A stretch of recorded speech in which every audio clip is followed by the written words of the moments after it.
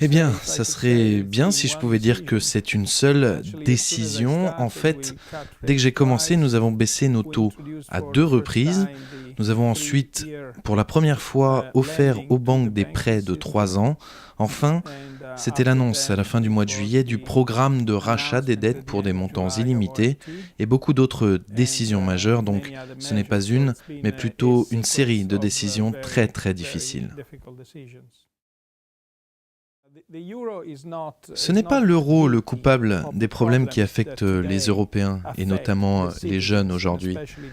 L'euro a beaucoup plus stabilisé les prix en Europe depuis 15 ans que n'importe quelle monnaie européenne n'a pu le faire depuis la fin de la Seconde Guerre mondiale. Et je suis sûr que l'euro sera de plus en plus aimé à mesure que la reprise se confirmera, que la croissance reviendra, que les emplois seront créés de nouveau et que la question du chômage, surtout du chômage chez les jeunes, sera traitée.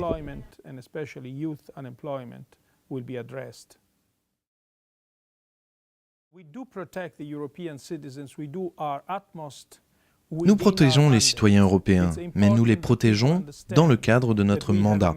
C'est important que les gens comprennent que nous avons un mandat et qu'on ne peut pas agir au-delà de ce mandat. On ne peut pas nous demander de faire des choses qui sont en dehors de nos prérogatives. Le mandat, c'est important, il nous crédibilise.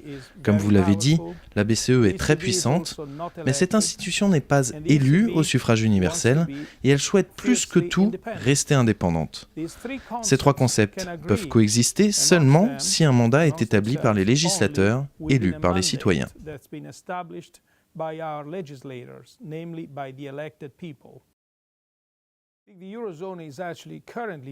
En fait, la zone euro est déjà en train de s'agrandir, en ce moment même, puisque nous accueillons l'an prochain un nouveau membre.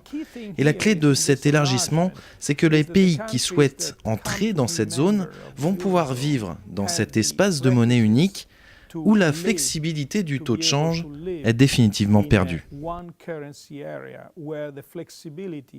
Of the exchange rate changes is lost.